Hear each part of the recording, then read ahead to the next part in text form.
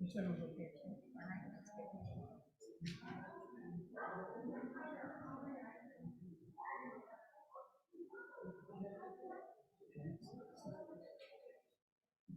I know.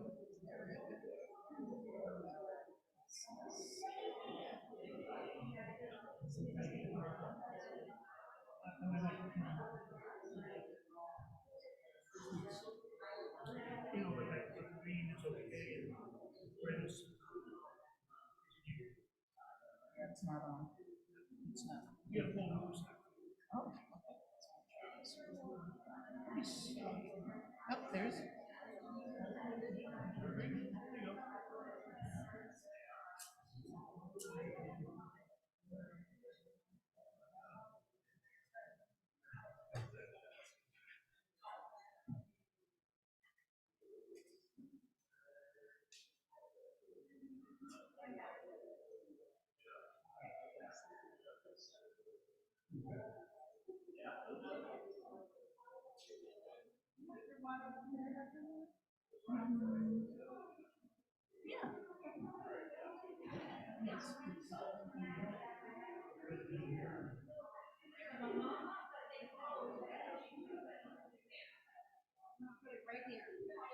How do I sound? Can you hear me? I can't. Am I broadcasting? Yes, you're broadcasting. Okay, good. They nodded, yes.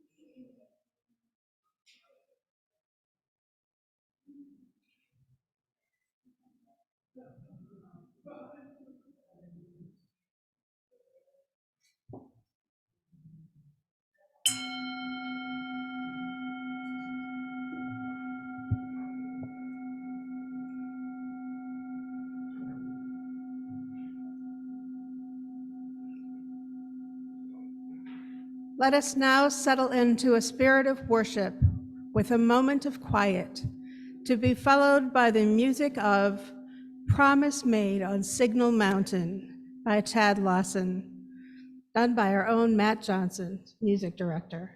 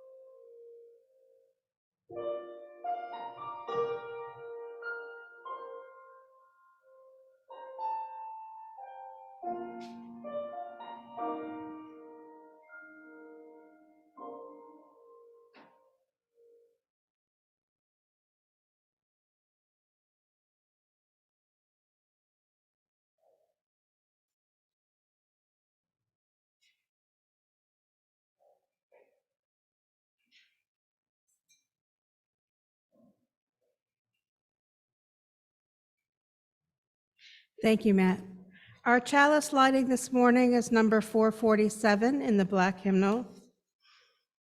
At times, our own light goes out and is rekindled by a spark from another person. Each of us has cause to thank with deep gratitude of those who have lightened the flame within us. And that is from Albert Schweitzer.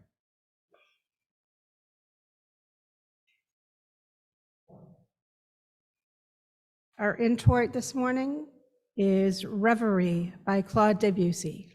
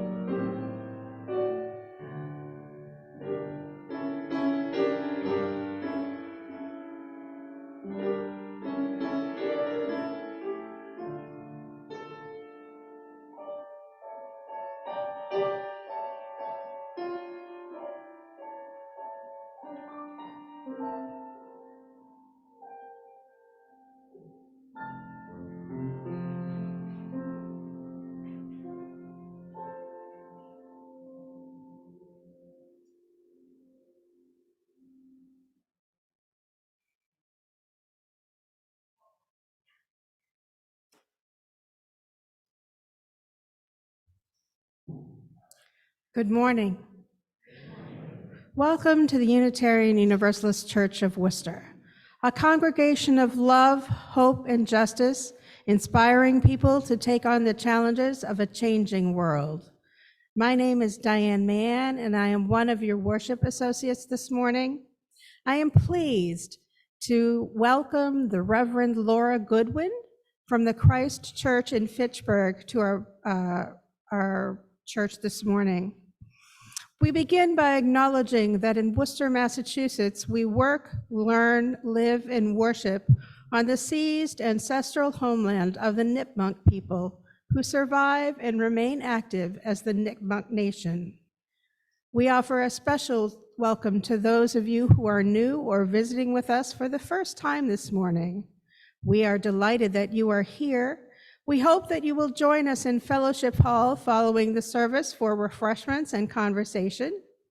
If you have questions or desire more information about this service or any of the mysteries and programs of this congregation, please do not hesitate to ask. We invite you to fill out one of the cards found in the pews. These cards can be placed in the offering plate or given to one of the ushers or greeters this morning. For those of you joining us online this morning, we offer you a very special welcome. For safety purposes and so that we might come to know you better, as you are able, please place your name on your video feed. Please take a moment to sign one of the attendance clipboards that are now being circulated. I hope they're somewhere. Though you are not obligated to sign, we appreciate your information and will use it only for church purposes. During the service, we offer an opportunity to share a brief personal joy or sorrow. If you would like yours to be read aloud by the minister, please print it on an index card in the pew and drop it in the collection plate when it comes around. These cards will also be posted outside the minister's office to be shared with our friends at other services. For those online, you can place a joy or sorrow in the chat, and we will read and share it during this time in the service. In the foyer are listening devices and large print service programs and hymnals for those who may find their assistance beneficial. Please see one of our ushers who will be pleased to assist you. I invite you now to turn your technology to worship mode. And finally, please note the announcements on the back of your program. I think it's something about the auction today and the craft fair next week. There will be time for short verbal announcements following the postlude. We are so glad you are here and hope that this morning is an opportunity for rest, reflection, and rejuvenation. Our opening words are number 656 in the Black hymnal.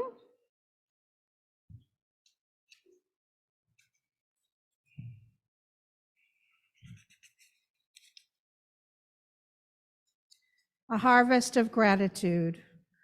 Once more the fields have ripened to harvest, and the fruitful earth has fulfilled the promise of spring.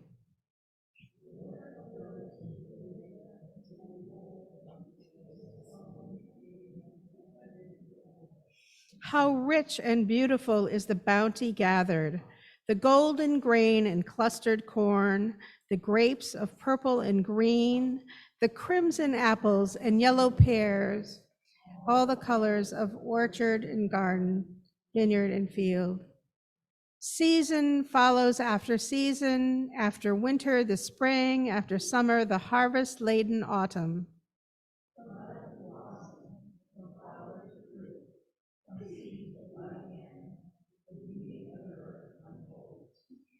From the harvest of the soil, we are given occasion to garner a harvest of the heart and mind.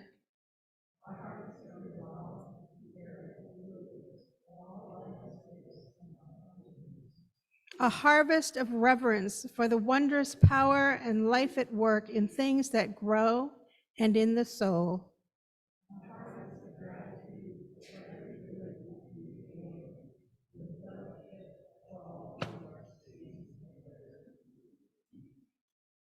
And our opening hymn this morning is number 68 in this hymnal. It's number 68. Come, ye thankful people, come.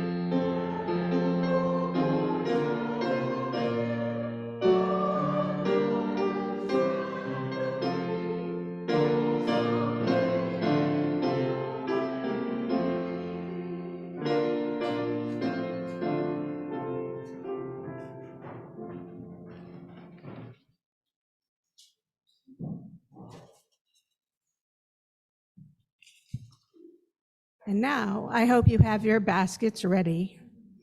All those with baskets of change for change are welcome to come forward at this time. For those of you who are new with us, this is a weekly opportunity for those participating in our religious exploration program to contribute to the ongoing ministry of our emergency fund. If you have change you'd like to contribute, please raise your hand and one of our basket bearers will find you.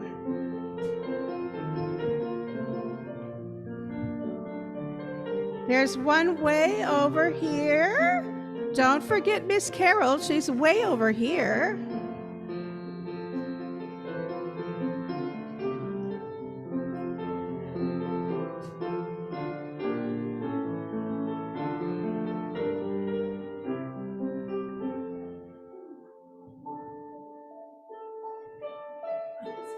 Go now in peace, go now in peace. Let the Spirit of love surround you everywhere, everywhere you may go. Go now in peace, go now in peace. Let the Spirit of love surround you everywhere, everywhere you may go.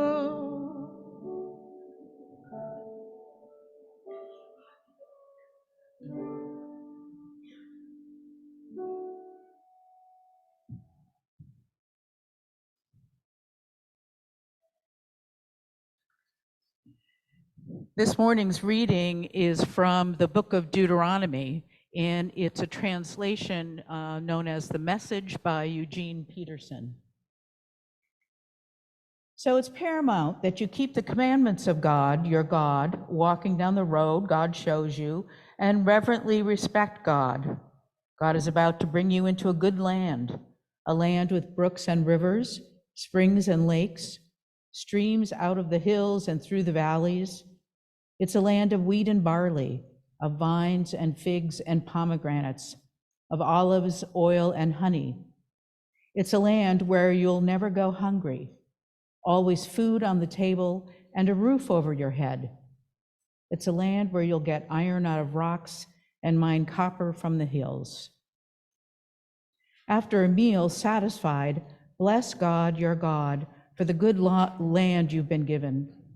Make sure you don't forget God, your God, by not keeping the commandments, God's rules and regulations that I command you today.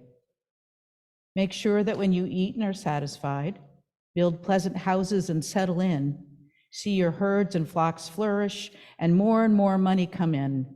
Watch your standard of living go up and up.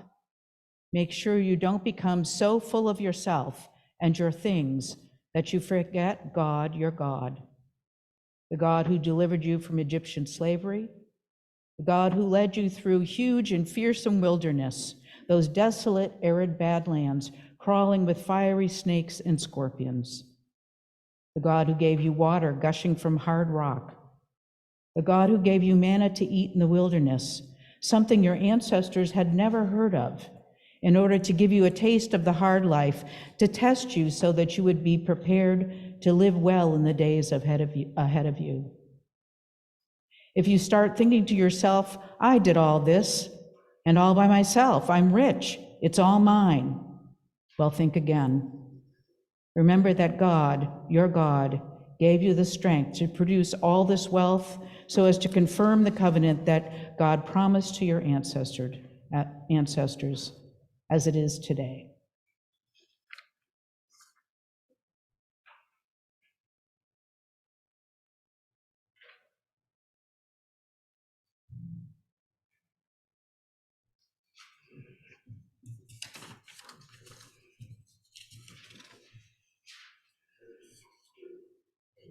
Aaron gave me a lot of words, but in the offertory, he didn't give me that part that says, reach into the pocket in front of you. So here we go with what he gave me. We pause once again in our service for another kind of offering, one that reflects our values and principles that we hold dear, that which is symbolic of our own efforts and capacities, a financial offering to continue the mission and ministries of this congregation. I invite you to participate in our offering as the plate comes before you, and give as it makes you feel good. For those newest among us, please consider this service our gift to you this morning, and do not feel obligated to contribute financially at this time. For those joining us online or those who wish to contribute digitally, you are welcome to participate in our offering by either texting 508-232-5331 or by visiting www.uucworcester.org/donate and following the instructions given there. At this time, the morning offering will be received.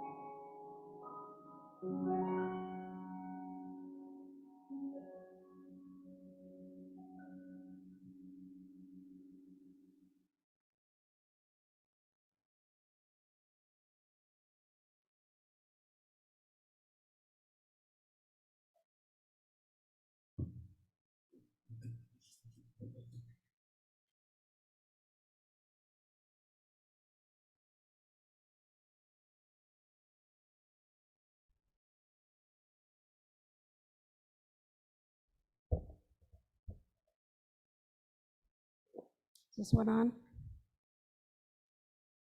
We come to that time in our service when we pause to consider what is deepest in our hearts or most profoundly on our minds, or the work of our hands in the days that have transpired or in the days to come. Joys and sorrows which touch us deeply and are given another measure of meaning because we can share them in the midst of a company that claims us as co-journeyers.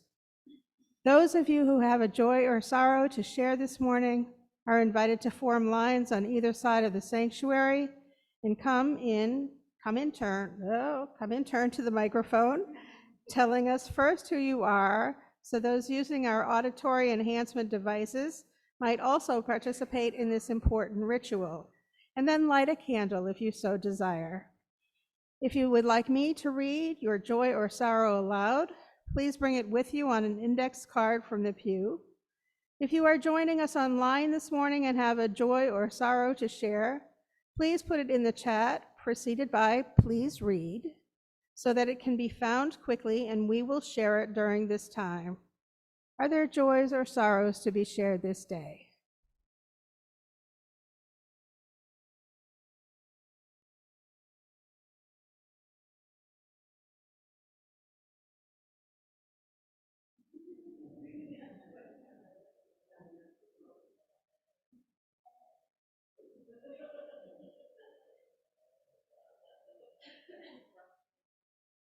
Good morning.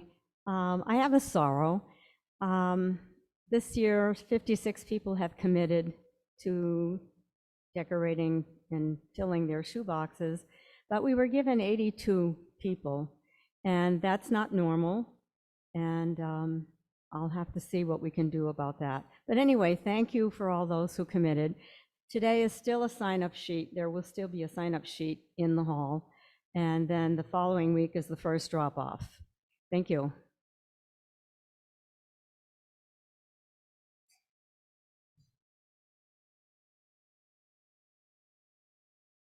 Hi, I'm Sherry Lynn, and I feel like I've talked so much about this already, but I was so happy that this congregation again supported IHN over the Thanksgiving holiday.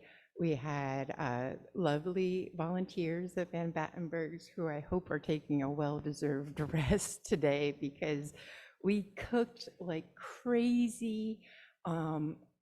And just had such a great experience with the kids sitting on the floor peeling potatoes and apples and carrots and making pies, and just to have that memory of a good dinner while they were in shelter with other friends, with great support and a lot of love, and a lot of you all make that possible. So thanks.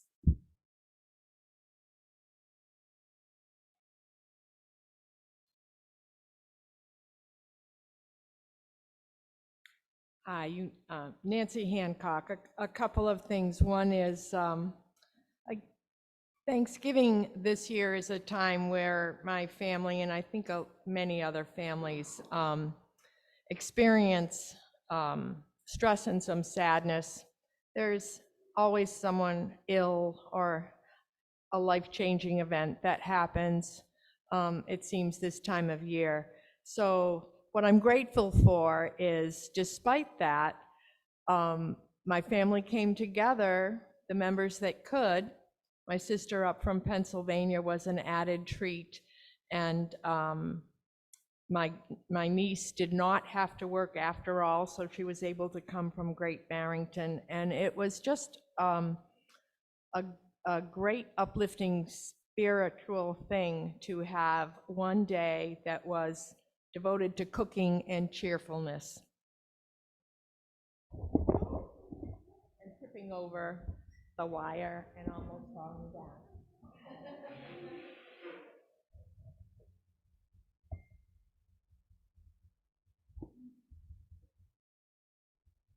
We don't need any accidents while Aaron is away.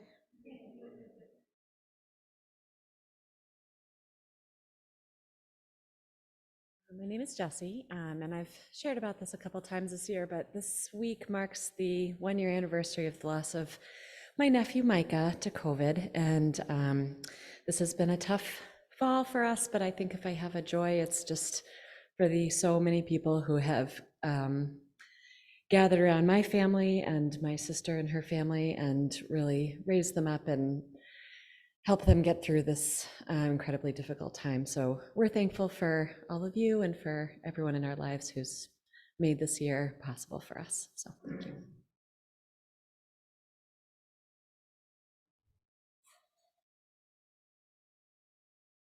Hi, my name is Debbie Merrill, and my joy is that our nephew spent Thanksgiving with us and most of the weekend. We have 17 nieces and nephews, and we have been championing for years to try to get one of them to go to college in Massachusetts. And finally, I think we're like down on number 10, finally came. And so he's been at Brandeis. This is unfortunately his last year, although I'm hoping he will apply to a graduate school around here. But anyway, I'm keeping my fingers crossed. And he's the sweetest young man, and it was just a joy to have around.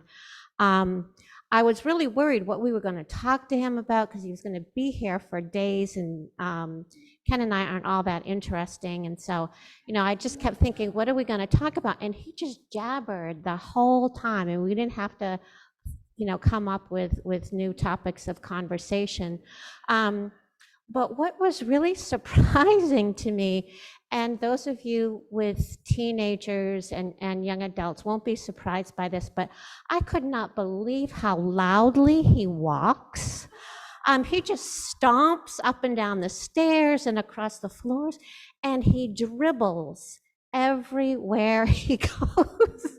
There's just food that follows behind him. But anyway, but we had a wonderful time, and it really just made our holidays very, very special. And I'm really grateful to his parents who live in San Diego for letting him come every year. So.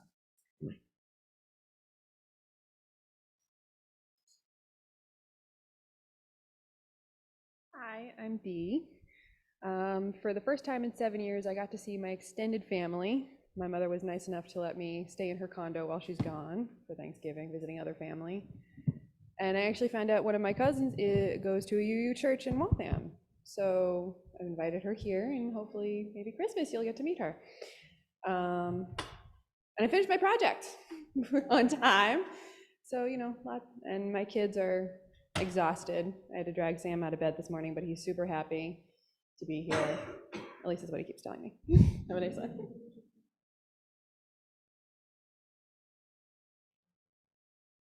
Is there anything online this morning? Yes. Corey Prashniak writes, joy to share. Being able to host my family for Thanksgiving one last time before I leave home at the end of next month. They've been incredibly supportive during a tough time for me. There is one final joy and sorrow this morning. It is my joy this morning to say happy birthday from the choir to a friend of ours who does an awful lot around this church. So in your best no-fault harmony, let us sing happy birthday to Kim McCoy. Happy birthday to you. Happy birthday, dear Kim. Happy birthday to you.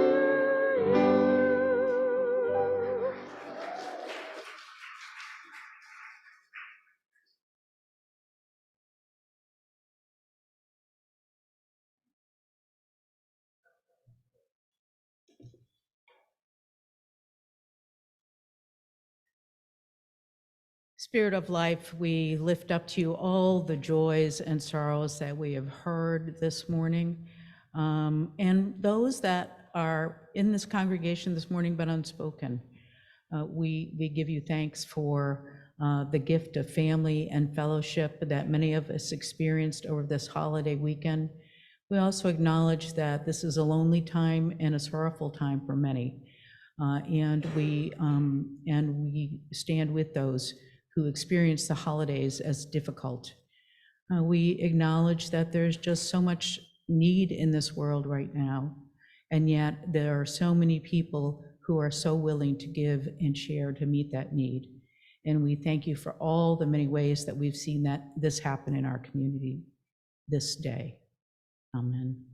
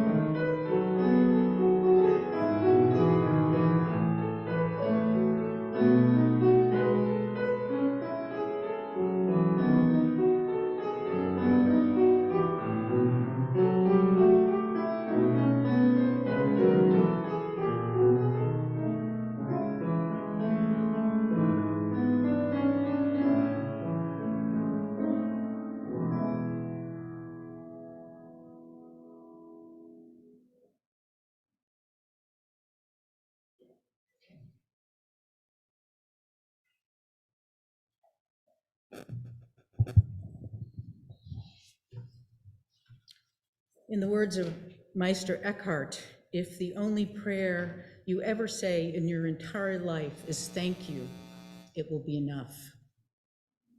Well, good morning. It's wonderful to be with you all, and I want to thank Pastor Aaron for this opportunity to share a bit about my journey with you. I actually only just met Pastor Aaron in September when we were both appointed as interim co-pastors for Worcester Fellowship, which is an outdoor church for adults at risk. And I know that this congregation has supported Worcester Fellowship through your offerings and through the tireless work of Pastor Aaron and Denise Daragrand. So I want to thank you for that support. I've been involved with Worcester Fellowship for over a decade now, and being part of the ministry there has been profoundly meaningful to my spiritual life, particularly in the spiritual practice of gratitude. Now, my sermon for this morning is entitled A Pilgrimage of Gratitude, because for me, developing an attitude of gratitude has been a pilgrimage. It's been a long, winding, and often difficult journey to a very sacred place. And one of the places I experienced that the whole of that long journey to gratitude most clearly was when I was actually on an actual pilgrimage. In 2014, my husband and I had the opportunity to walk the Camino de Santiago in northern Spain. Anybody aware of it? Know what that is? Anybody actually done it? Anybody here in the congregation? Find a time sometime, it's worth it. So the Camino is a network of ancient Christian pilgrimage trails that start at various places all over Europe and end at the city of Santiago de Compostela in northern Spain, where the bones of the apostle St. James are enshrined in a cathedral there. Now, my husband and I had done a bit of hiking and backpacking in the White Mountains over the years, and the route looked doable to us. It was about 500 miles of flat walking over about a 30-day period. So we made our plans and off we went. Now, my overall remembrance, and it's been almost a decade now, of walking the Camino was that it was an incredible experience. There was the beauty and diversity of the landscape, the people we met along the way who were welcoming and interesting, and then there were castles and cathedrals and historic sites everywhere you went. But But the journey was also hard in ways that were older and much more familiar to me than the Spanish landscape. You see, I love hiking and having adventures when everything is going according to plans. You know, the weather is sunny, is warm, and my gear fits right, and the map matches the route we're actually on. But if something unexpected happens and things begin to feel out of my control, I am not a happy camper or pilgrim. And as you might imagine, there was a lot of unexpected that happened on a 500-mile trip across a foreign country where we didn't speak the language. One example, the weather in northern Spain in July is supposed to be hot and dry, and we packed accordingly. However, on our first day out, a thunderstorm followed us as we climbed over the Pyrenees, and the sky opened up on us about a block before we made it to the hostel, soaking us to the skin. And it continued to rain for days while the temperature dropped into the 50s, the lowest temperature Spain had seen in decades. Now, hiking while wet and cold was not the spiritual experience I had in mind, and I was very annoyed at God about it, as well as with my dear husband, who's usually the recipient of my annoyance because, well, he's closest. I was full of complaints and desperately wanted to retreat to the comforts of home. But after a couple of days of slogging through the rain, the skies actually started to clear, and we arrived at a hostel just in time to get the last 2 beds available for the night. Well, as we were registering at the hostel, I noticed a sign above the door with these words: "A tourist demands, a pilgrim is grateful." It stopped me in my tracks, and I realized that I needed a major attitude adjustment. I had been operating in full tourist mode, demanding and expecting that this pilgrimage should be happening in a certain way, and being deeply frustrated that it wasn't. And because of that, I was missing out on the journey as it was happening, and how God was present in the reality of the moment. Now, as I said, this interior landscape of demanding and expecting was old, familiar territory to me. You see, I am not a naturally grateful person. I don't know why. My parents worked hard to keep me and my 2 sisters fed, clothed, and sheltered, and while we weren't wealthy, we always had what we needed. But for as long as I can remember, I wished I had something more or something different. And that longing for more or different kept me from seeing what I had. So I took what I had for granted and lived in a chronic state of dissatisfaction with everything and everybody, especially me. My friends, it was a lousy way to live. And that moment and that sign along the way on the Camino reminded me of that. It also reminded me that I had choices about my attitude. I could stay on the path of demanding and dissatisfaction, or I could choose a way of love and gratitude. Which pilgrimage did I take? I'd like to tell you that I chose the way of love and gratitude, and everything was smooth sailing from that moment on. But we all know that life's not like that, is it? Not even on a spiritual pilgrimage. But whenever we hit a difficult moment on the rest of the journey, I was able to stop and remember that sign and move toward gratitude and love a bit more quickly. You know, we all need reminders to practice gratitude. I think especially in a culture that's relentlessly focused on greed and getting. And we see that in this morning's reading from the Hebrew scripture. The people of Israel are at the end of their long journey to the promised land. Led by Moses, they've been freed from slavery in Egypt and escaped their captors through the Red Sea on dry land. They have much to be thankful for. But as you might remember if you read the story, an attitude of gratitude was not their strong suit either. In fact, they pretty much complained to God and Moses for the entire trip across the desert. So just before they enter the land, Moses wisely reminds them, make sure you don't become so full of yourself and your things that you forget God, your God. If you start thinking to yourself, I did all this and all by myself, I'm rich, it's all mine, well, think again. Moses gives the community an important perspective before they begin a new life in a new land. Now, along my pilgrimage towards gratitude, I've needed frequent reminders and some really simple practices to help me stay on the journey and cultivate a grateful spirit. And it occurred to me that those reminders and practices are all things I learned in community. So I'd like to share about the 3 communities that have accompanied me on my journey.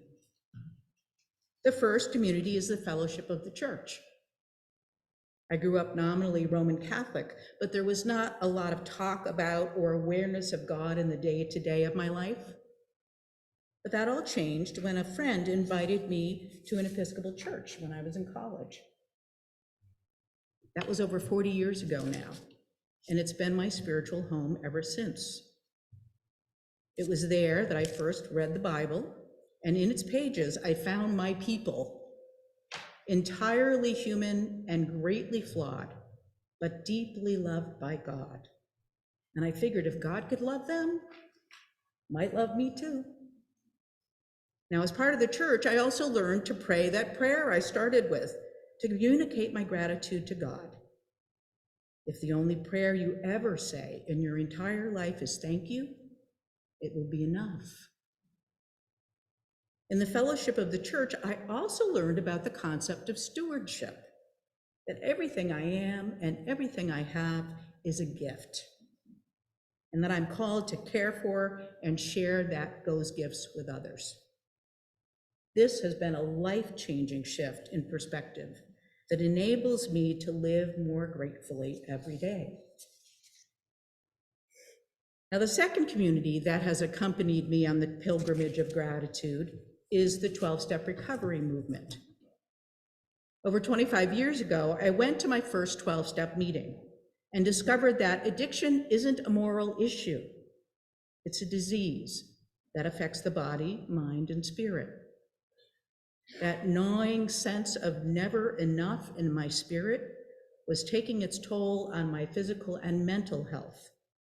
But in the rooms, I found a way of living that focused on gratitude and service as the antidotes for the stinking thinking that is a hallmark of addiction. I was told to write a list of 5 things I was grateful for every morning. And I was told to do this because a grateful heart doesn't use. And they were right. It worked. Ever since that first meeting, I've been free from the substances that were threatening to destroy my life, one day at a time, with the help of God and my fellow addicts, and I am grateful for the journey we've shared. And finally, there's the community of Worcester Fellowship, which you know something about. In the early 2000s, I had heard about the work that was being done to make connections between unhoused and housed people through worship that began on the Boston Common. So when I heard that a similar community was coming to Worcester, I wanted to find out more. My parish was invited to bring lunches and worship with the tiny community gathering on Worcester Common. Sometime I think in like 2009 or 10, and I've been coming ever since. Now, like most people from housed churches, I first went to Worcester Fellowship because I thought we had important things to offer the folks there, you know, like sandwiches and toiletries. But Pastor Liz McGill soon lovingly disabused me of that attitude Yes, we did have stuff to offer folks, stuff they were happy to have, but they also had things to share and teach us. And the biggest lesson I learned was that every single human being is a child of God with spiritual needs and a right to spiritual care and concern. So the most important thing we could do for the community that gathered there was to simply be with them, acknowledge their humanity, and listen. It's amazing how listening to people and their stories and sharing your story with them just opens your heart to gratitude. That's what I've been trying to do since my first days at Worcester Fellowship. And that also has fundamentally changed the way I think about the nature of church, my pastoral vocation, and my own humanity and dignity. For every hour or dollar I've given in support of that ministry, I have received so much more in return. And I am beyond blessed to share the journey with them as well. Now, each one of these communities has been an invaluable part of my pilgrimage of gratitude. They have changed my perspective from scarcity to abundance, from fear to faith, from isolation and loneliness to being part of 3 beloved communities of caring. God has worked marvels in my life through them, and I can't wait for the journey to continue. Amen.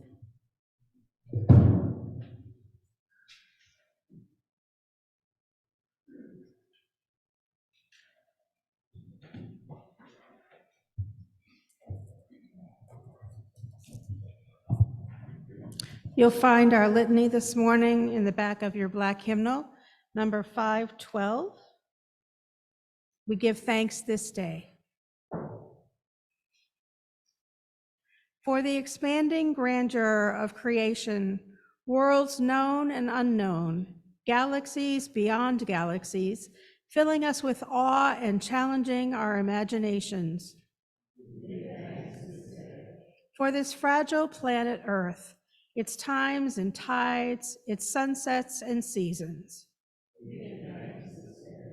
For the joy of human life, its wonders and surprises, its hopes and achievements.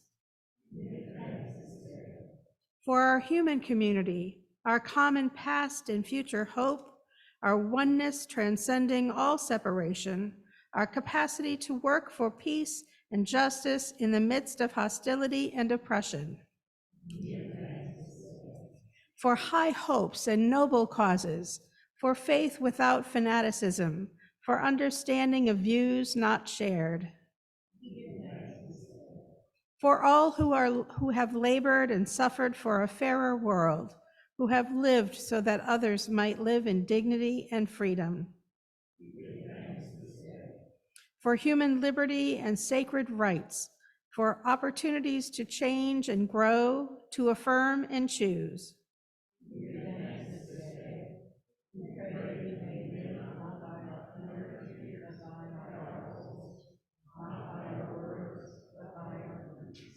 And that is from O. Eugene Pickett. Our closing hymn today is number 128, For All That Is Our Life, in this same hymnal.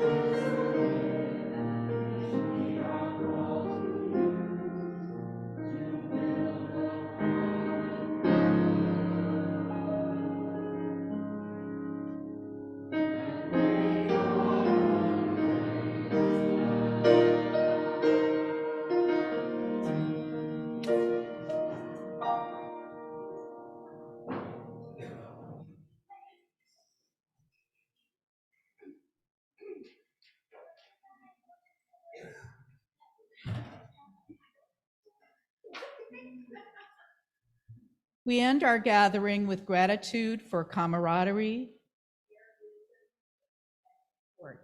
that we extend to each other with this community. May we continue to bless each other with these gifts, and may we reflect these gifts back out into the world as we minister to those around us.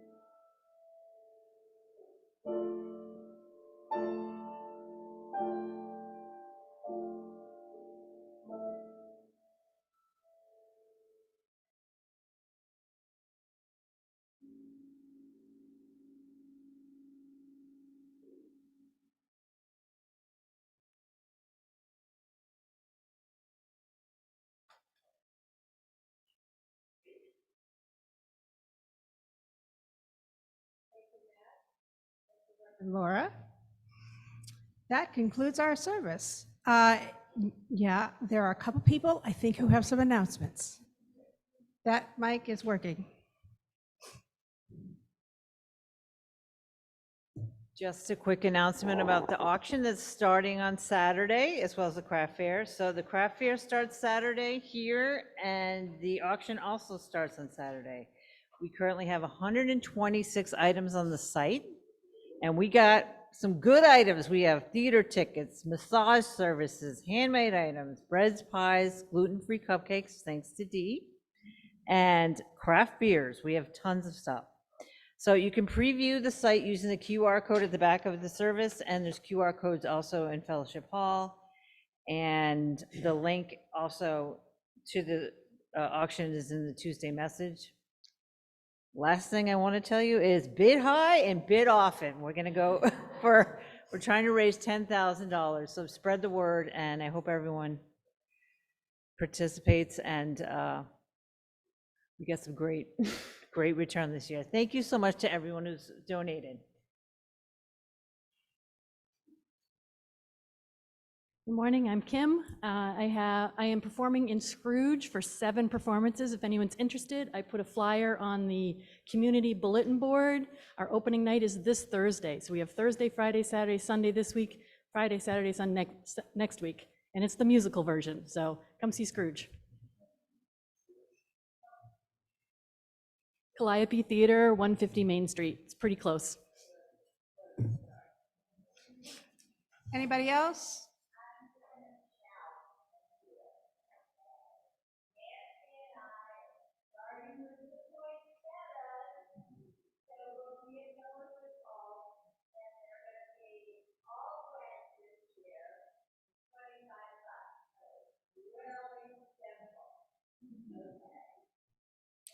Is Ari done? Does anybody know?